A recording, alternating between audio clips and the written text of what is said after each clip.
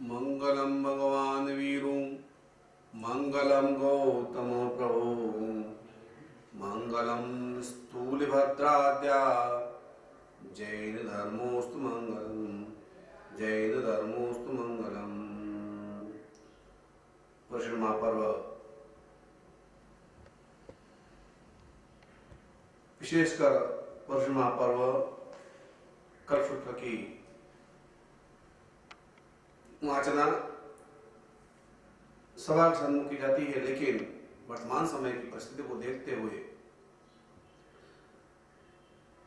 सब कुछ संक्षिप्त में करना पड़ता है। शास्त्रकारों ने कहा है देश काल भाव परिस्थिति को देख करके योग्य निर्णय कर धर्म का उपदेश अधिक से अधिक संक्षिप्त में भी पहुंच सके वैसा करें। हम कल्पसूत्र का सारांश आपको सुना रहे हैं और कल्पसूत्र सारांश के अंदर बताया गया है, हमने सुना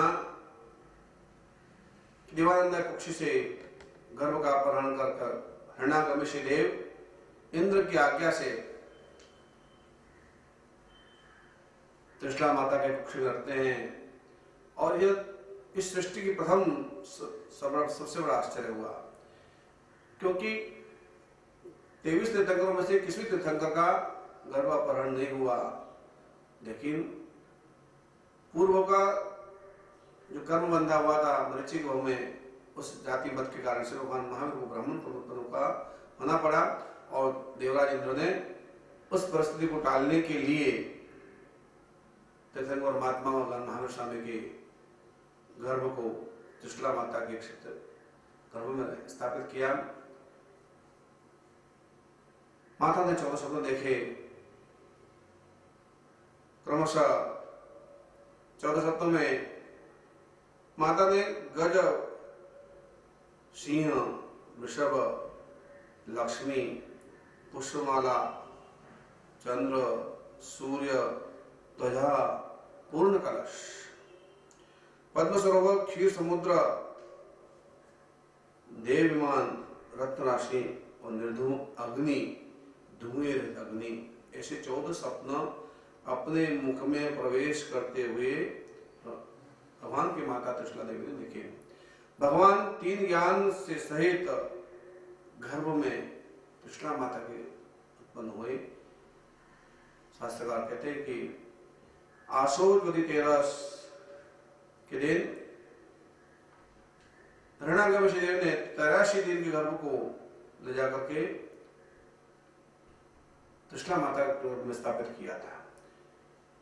देवानंद कुक्षी में उत्पन्न हुए, तब भी देव माता ने देवानंद 14 स्वप्न देखे और यहाँ पर त्रिशला देवी ने भी गर्भ में चवित होने पर उन्हें 14 स्वप्न दर्शन होते हैं।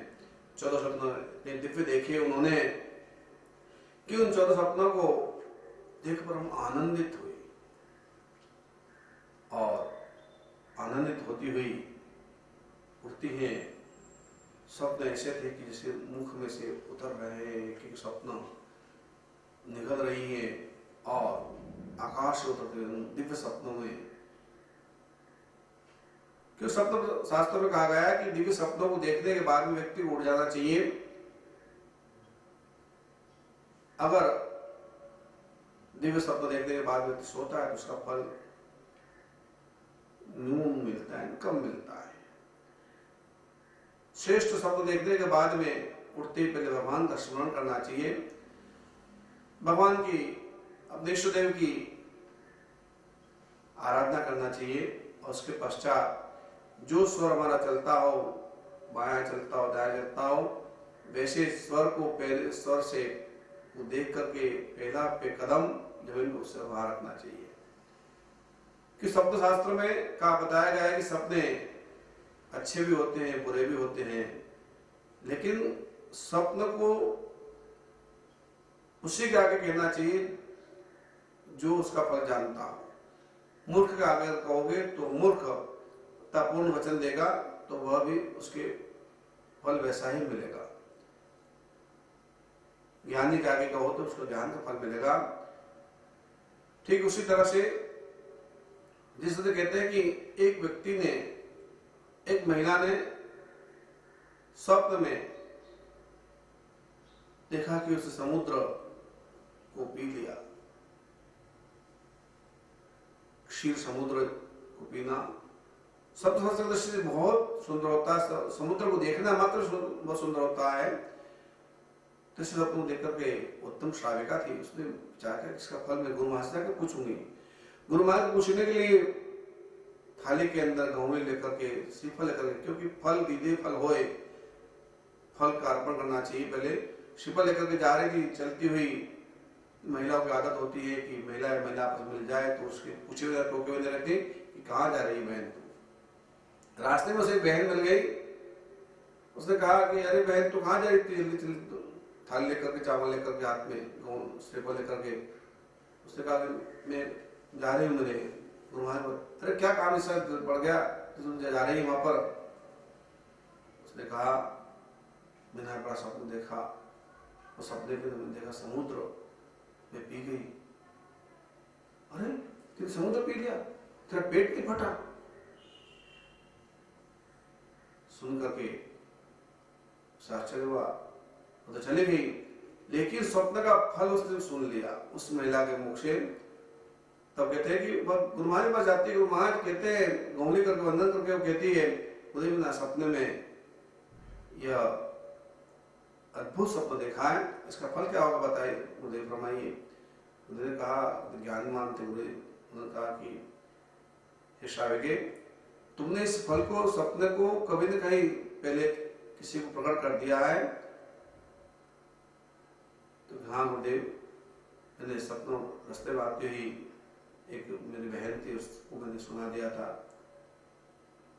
और उसने कहा कि इतना बड़ा समुद्र तो पी गई, तेरा पेट नहीं फटा।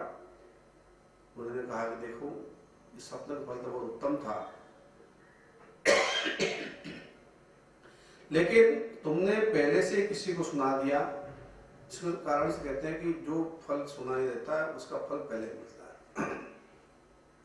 अतः है श्राविके, तुम ने फल की सुनाया है, जिसने कहा है उस अनुसार तुम्हें सपने के फल की प्राप्ति होगी।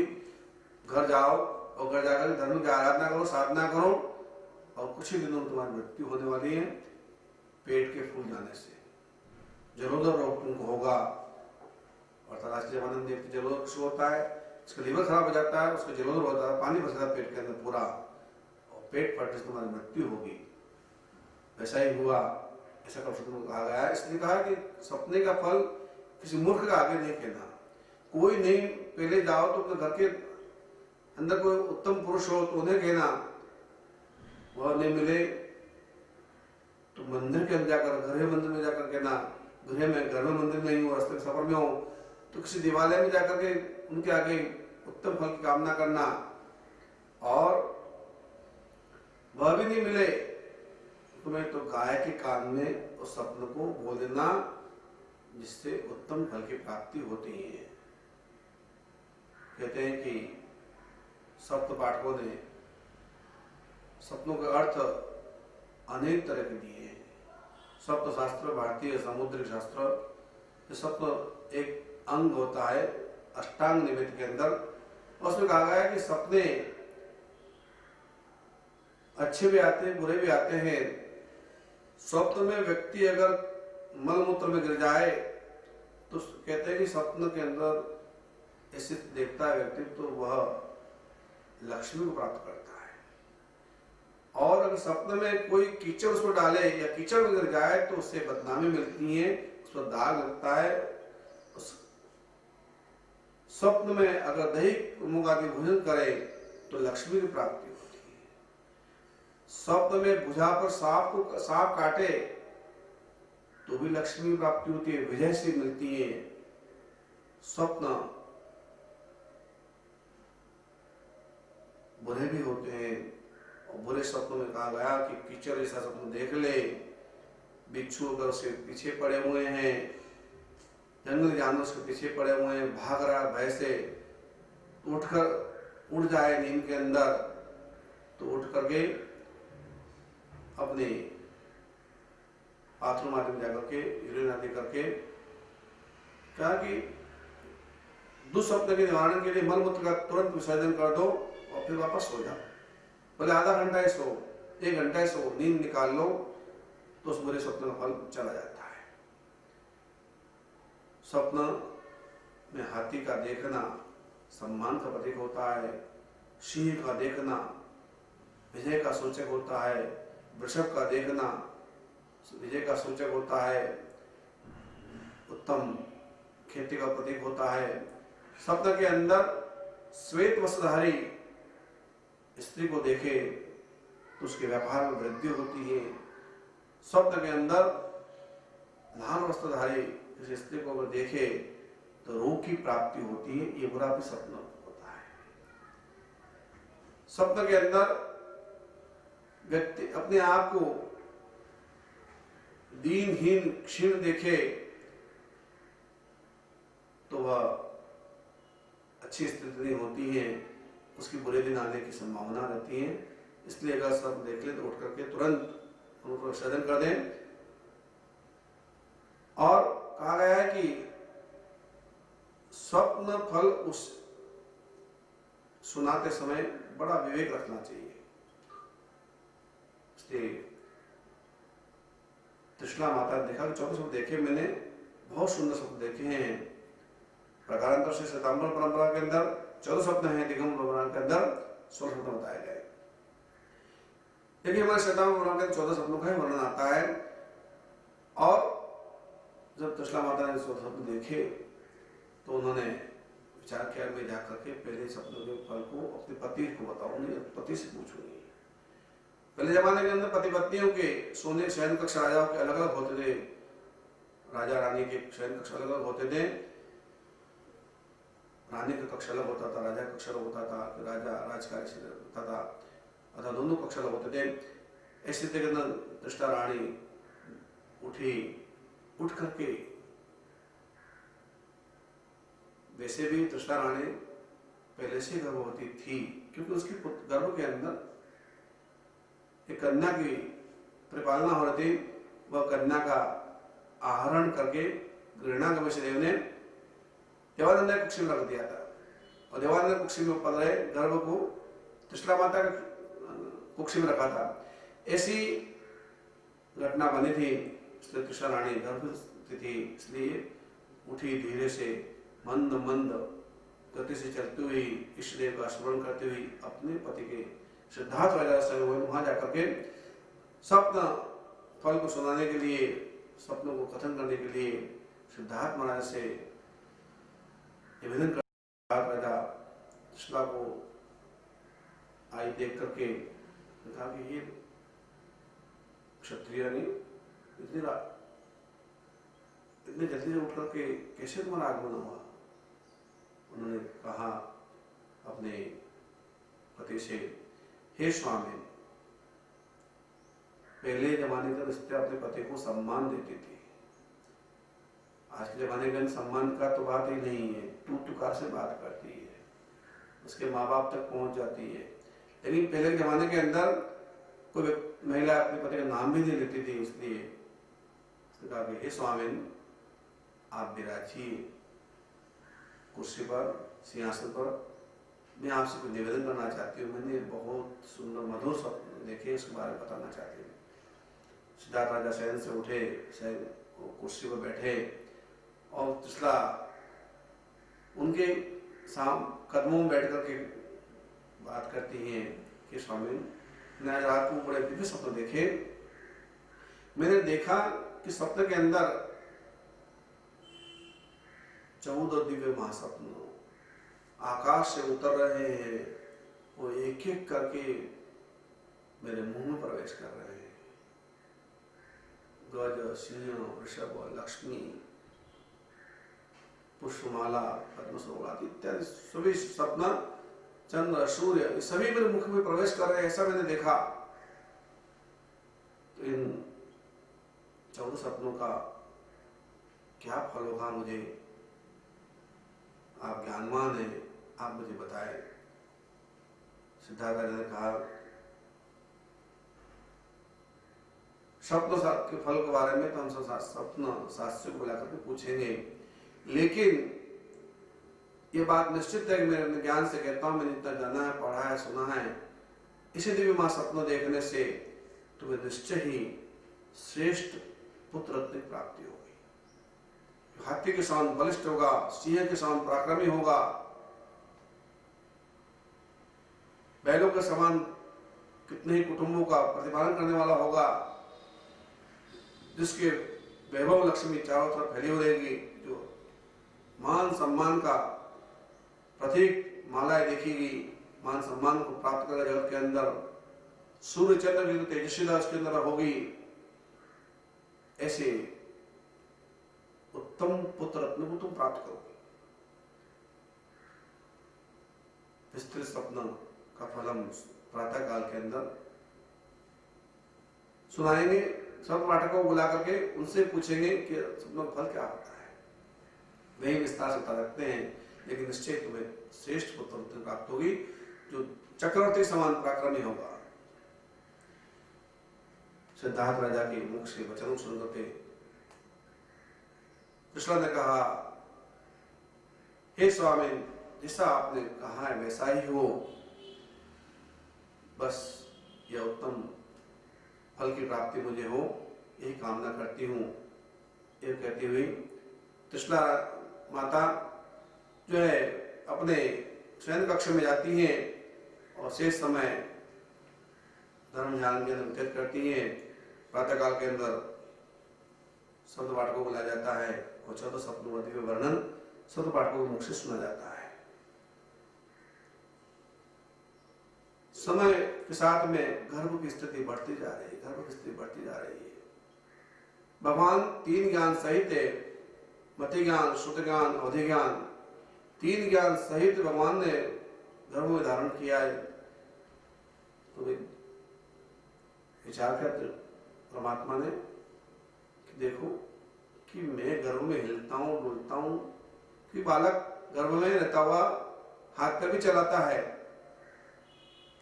6 महीने का बालक जब हो जाता है हाथ पर भी चलाता है, तो इससे मेरी मां को कष्ट होगा, इसलिए मैं हिलूं नहीं, डुलूं नहीं और मां को कष्ट नहीं हो, ऐसा प्रयत्न करो। इसे कहते हैं कि एक देशीय निश्चय से परमात्मा ने जैसे समाधि लगा ली हो, एक लीनता के साथ में रहने लगे। थोड़ा समय हुआ, सुबह शाम तक में गर्भ में कोई हिलचल नहीं हुई, हिला डोला नहीं बालक। तो दूसरा रानी को बड़ा मन में खेद हुआ कि अरे मेरा गर्भ पेट में हिल नहीं रहा है, डुल नहीं रहा है, हलचल नहीं कर रहा है, कहीं मेरा गर्भ गल तो नहीं गया, गर्भ अंदर से मर तो नहीं गया। इसी खिन्न भावों के साथ में कृष्णा माता रुदन करने लगी।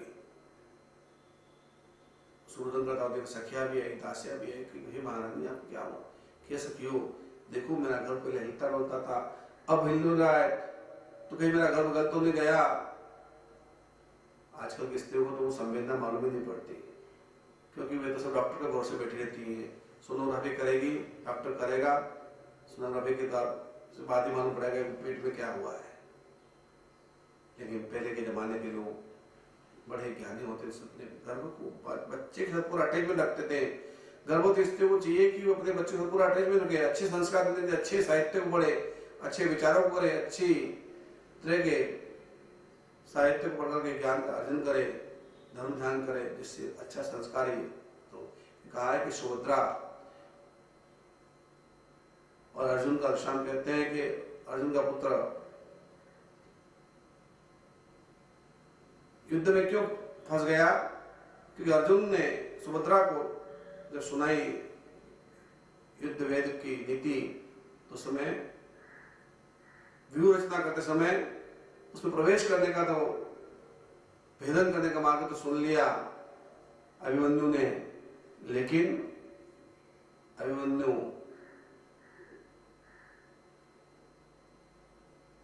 उस व्यूह रचना में मारा गया, क्योंकि व्यूह रचना से बाहर निकलने का मार्ग जब सुना रहे थे अर्जुन, उसमें सुभद्रा को नींद आ गई थी, इसलिए बालक सुन नहीं पाया। बालक माँ जब सोती है तो बालक भी सो जाता है, यह शास्त्र कहता है।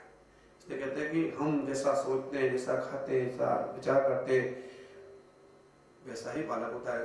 महिला झगड़ा करती, लड़ती, भिड़ती, वो करती, अपशब्द बोलती हैं, तो वह सब प्रभाव बच्चे के ऊपर पड़ता है। खान पान का प्रभाव भी बच्चे पड़ता है कि बच्चे जो विकलांग होते हैं, क्या होते हैं, तो ये सब आचार विचार पर निर्भर होता है कि अच्छे गर्भ पालन करने के लिए गर्भ कैसा रहे, जिससे बच्चे के अंदर किसी प्रकार का अपंगता, व्याकुलता नहीं आए। ऐसी मन में धारणा होती है। त्रिशला माता ने विचार किया कि अरे मेरा गर्भ गल गया लगता है, तब रुदन करने लगी। पहले आनंद के संगीत बज रहे थे घर के अंदर, सब बंद करवा दिए गए। राजा तक खबर पहुंच गई। कोई कुल देवी को जाकर के दीपक करने लगी, कोई मन्नतें करने लगी।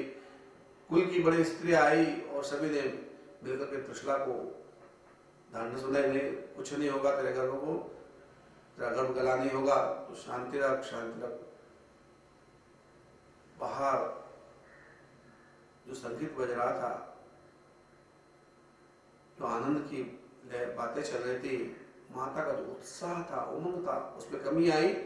तो गर्भस्थ भगवान के जीव ने देखा कि बाहर से संगीत की आवाज नहीं आ रही।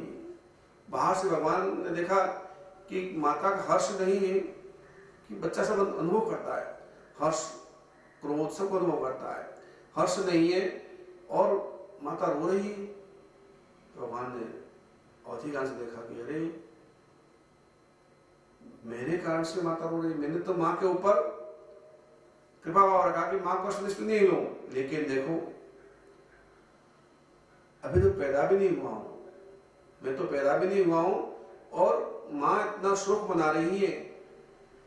अगर पैदा होने के बाद में, बड़ा होने के बाद में मैं दीक्षा लूंगा, मुनि बनूंगा, मोक्ष मार्ग के साथ आगे बढ़ूंगा, तो माँ को कितना कष्ट होगा, माता पिता दोनों दुखी हो जाएंगे। इसलिए कहते हैं, शास्त्रकार कहते हैं कि गर्भ के अंदर ही भगवान महावीर के जीव ने प्रतिज्ञा की कि जब जन्म लेने के बाद में, जब तक मेरे माता पिता जीवित रहेंगे, मैं दीक्षा ग्रहण नहीं करूंगा, माता पिता को कोई दुख न पहुंचे ऐसा कार्य मैं नहीं करूंगा।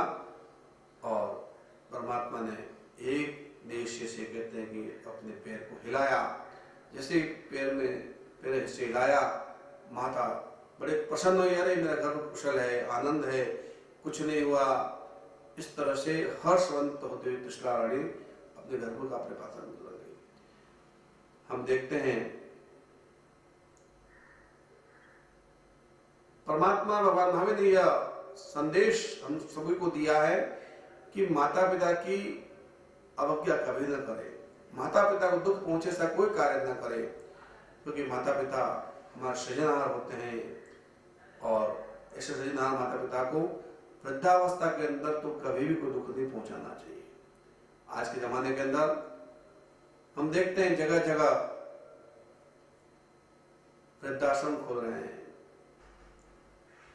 बहुत सी घटनाएं सुनने को मिलती हैं, बच्चों के द्वारा माता पिता को कष्ट दिया जाता है, पिता गुजर गया और मां को के लिए छोड़ दी जाती है। ऐसी घटनाएं बहुत सुनने को मिलती है, देखने को मिलती हैं। मां का अपमान होता है, घर में बहू आ जाए, पत्नी आ जाए तो उसके कहने से अनुसार चलना पड़ता है, अगर नहीं चले तो घर में रहना मुश्किल हो जाता है। तुम्हारी माँ तो बुढ़ी हो गई है, तुम्हारी माँ के अंदर अकल नहीं है, तुम्हारे बाप में अकल नहीं है, ऐसे शब्द बहुएं कहती हैं। क्योंकि आज की मॉडर्न शिक्षा, आधुनिक शिक्षा के अंदर भारतीय संस्कृति शिक्षा को नहीं देता कि मातृदेवो भव पितृदेवो भव, माता तीर्थ है, क्षमांति, माता सबसे बड़ा तीर्थ है। एक बार तुम भगवान की मूर्ति पूजा नहीं करो चलेगा, एक बार तुम भगवान के दर्शन नहीं करो चलेगा, लेकिन माता के दर्शन, माता की सेवा करना परमात्मा की सेवा करने के बराबर होता है, क्योंकि उसी ने तुम्हें यह अवतार दिया है। लोग कैसे होते हैं कि जिंदे नाक को तो व्यक्ति लोग मारते हैं। जिन्हें नाग घर में दिख जाए, घर में आ जाए, तो उसे पकड़वाएंगे या उसे मार डालेंगे। और अगर घर में नाग घुस गया हो तो बाहर निकलेंगे, लेकिन पूजा से पत्थर के अंदर नाग कोरा गया हो तो लोग उसको जाके पूजा करेंगे। पत्थर में गड़ गई नाग की मूर्ति की लोग पूजा करेंगे। चूहा वैसे घर में आ गया हो तो उसे पकड़ने के लिए पिंजरा लगाएंगे। चूहा घर में आ गया हो तो उसे पकड़ने के लिए पिंजरा लगाएंगे, क्योंकि चूहा आया घर में, कुछ कुतर देगा, कुछ क्या कर देगा। कि चूहे की स्वभाव होता है कुतरना, सामान कुतर देता है, काट देता है। चूहे को पकड़ने के लिए पिंजरा लगाएंगे। चूहा मार दवाई का लोग उपयोग करते हैं, उसे मारने का प्रयत्न करते हैं। कुछ जहरीली के रोटी के साथ रख दी जाती हैं, चूहा बेचारा आता है, जिंदा चूहा मारा जाता है। और मरा चूहा गणपति के आगे बैठा हो, पत्थर के अंदर कोरा हुआ, तो उसकी पूजा की जाती है। क्या विचित्र स्थिति है। माता पिता मर गए हो तो तस्वीर में माला पहनाई जाती है, तिलक लगाया जाता है। माता पिता की मृत्यु के पश्चात उनका 12वां किया जाता है, उनके लिए ईश्वर की जाती है। जिंदगी उसको गर्म खाना नहीं देते हैं। ऐसी स्थिति जिंदगी को पूजा नहीं करता है, मरे हुए व्यक्ति पूजा करते हैं। तस्वीर को पूजा कर लेते हैं लोगों को दिखावे के लिए। पिता का, जिसने माता पिता का हृदय से आशीर्वाद लिया हो, वो जीवन कभी दुखी नहीं होता है। आजकल के जमाने के अंदर बहुत छल कपट का जमाना आ गया है। वैसे जमाने के अंदर कहते कि मैंने घटना प्रत्यक्ष सुनी। एक व्यक्ति ने अपने बच्चों को पढ़ाया लिखाया, बहुत होशियार किया। पढ़ाने के लिए उसने सर्वस्व, नौकरी से पैसा आया गया, उसको पढ़ा के अमेरिका भेजा। अमेरिका में अच्छी नौकरी में लग गया, शादी की, बच्चे की शादी की उसने, पढ़े लिखे पढ़े लड़की वो भी जॉब वाली थी, दोनों जाकर अमेरिका चले गए। बहुत सत्य घटना मैंने सुनी है, मेरे आंखों से सुनी है, मेरे कानों से सुनी है, हृदय स्पर्शी घटना है। वह अमेरिका में रहकर के थोड़े दिनों बाद में पिता से थोड़ा पैसा भेजा। फिर माता पिता से कहा कि पिताजी आप भी अमेरिका आ जाइए थोड़े समय के लिए तो अच्छा रहेगा। अब वहां पर बेटे बहू ने विचार किया कि अपन क्या करते हैं कि पैसे की जरूरत है और माता पिता बुढ़े हो गए, उनके पास में क्या करना, उनको क्या जो तो मकान किराए मकान में रह जाएंगे वो तो। पर चलो भारत और माता पिता को अपन उस संपत्ति बिकवा देते, सारी उसकी संपत्ति। देश में आए, पिता से कहा पिताजी देखो अमेरिका में जाके मुझे बहुत बड़ा बिजनेस करना है, पैसे की जरूरत है, आपकी भी जरूरत पड़ेगी, वहाँ नौकरी मिलते नहीं, कर्मचारी मिलते नहीं है, इसलिए आप दोनों भी चलो हमारे साथ में, ये मकान बेच दो।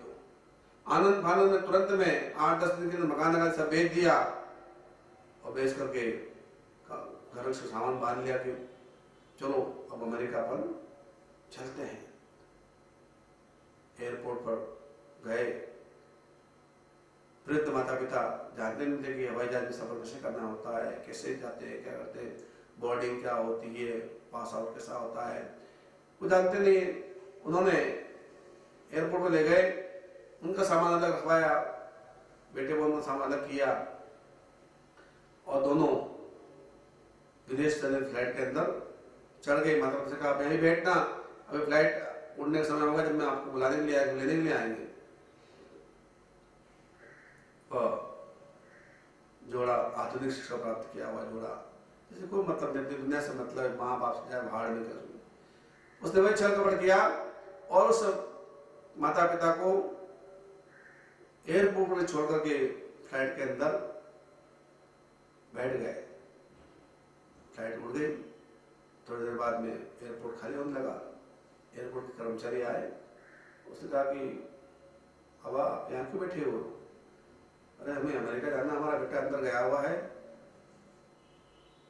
सामान लेकर के, सीट देखने के लिए आरक्षित कराने के लिए। वो आएगा, मिलने हम जाएंगे। उन्होंने कहा बाबा अमेरिका जाने की फ्लाइट तो उड़ गई। तो कहाँ उड़ गई? हाँ उड़ गई। ऐसा छल कपट उस वृद्ध माता पिता के साथ में गया। इसलिए कहते कि आधुनिक शिक्षा में अपनत्व को खो दिया है।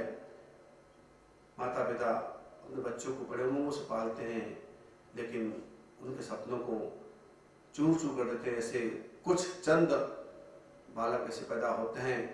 छल कपट के माता पिता का वृद्धाश्रम में उसको मजबूर कर दिया। वो मेरे पास में आए, गुरुदेव मेरे पेंशन आती है, मैं रहूंगा आपका सेवा में। इसी स्थिति बन जाती है। बस में सभी से भगवान महावीर का ये संदेश हमें गर्भावस्था कहता है कि माता पिता का सम्मान करो तो तुम्हें भी सम्मान की प्राप्ति होगी।